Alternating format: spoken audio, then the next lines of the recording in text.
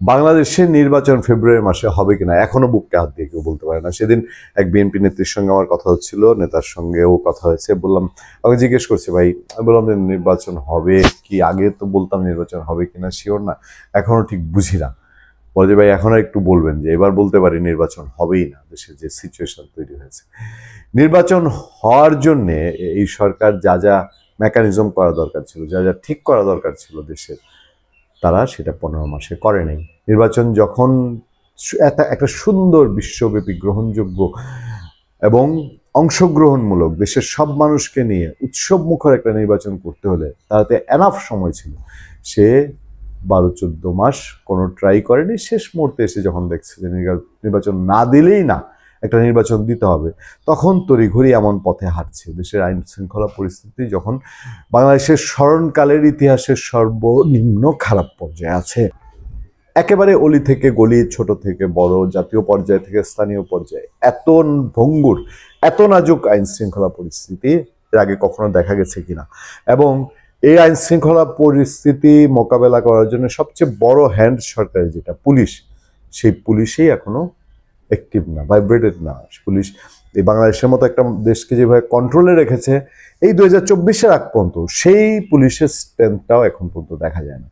ফলে নির্বাচনের প্রস্তুতি ইলেকশন কমিশনের আছে, মুখে তো বলাই যায়, মুখে আমি তো 7 সমুদ্র 13 নদী জয় করে ফেলতে পারি, কিন্তু বাংলাদেশের নির্বাচন কমিশন এই প্রশ্নটাই এখন জোরে ছড়ে উঠছে। দেখেন, সবাই এটা বলা বলি করছে যে এই ইলেকশন কমিশনের প্রস্তুতি আসলে কতটুকু, খালি কি মুখেই খই ফুটছে।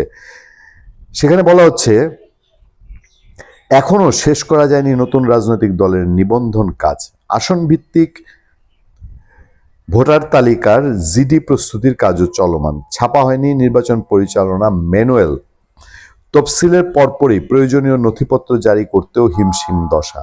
সব মিলিয়ে তফসিল ঘোষণার 6 দিন পরও নিজেদের পুরোপুরি প্রস্তুত করতে পারেনি নির্বাচন কমিশন, ইসি। যদিও নভেম্বর শেষ সপ্তাহ থেকে ইসির একাধিক ঊর্ধ্বতন কর্মকর্তা জানিয়েছেন নির্বাচন প্রস্তুতির সবকিছুই সম্পন্ন। দেখেন, সম্পন্নের রূপটা আপনারা বুঝেছেন তো, টের পেয়েছেন। এরই মধ্যে প্রার্থীর যোগ্যতা অযোগ্যতা সম্পর্কিত পরিপত্র জারি করেও 2 দিনের মাথায় তা আবার সংশোধন করা হয়েছে।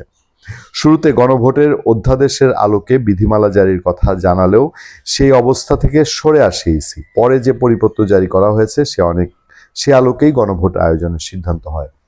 বিশ্লেষকরা বলছেন ইসির এমন অগোছানো পরিস্থিতির প্রভাব মাঠ পর্যায়ে পড়তে পারে, পাশাপাশি 2 ভোটের ব্যালট গণনা নিয়েও কেন্দ্রের জটিলতার সংখ্যা উড়িয়ে দেওয়া যায় না। এটা যে একটা বিতিকিচ্ছিরি কাণ্ড হইতে পারে, এটা যে সিনেমা দেখা যাবে ইলেকশনের দিন, গণভোটের ভোট গণনা, সংসদ প্রার্থীর ভোট গণনা, দেখেন না তেলিস্মারিটা কোন জায়গায় গিয়ে দাঁড়ায়। ইসি সচিবালয়ের কর্মকর্তারা জানিয়েছেন একে তো উপদেষ্টা পরিষদ থেকে গণপ্রতিনিধিত্ব আদেশ আরপিও সংশোধন সিদ্ধান্ত আসতে দেরি হয়েছে, তার উপর তফসিল ঘোষণার আগের দিন বাগেরহাট ও গাজীপুর জেলার সীমানা পরিবর্তন বিষয়ক আদালতের রায় দেওয়া হয়।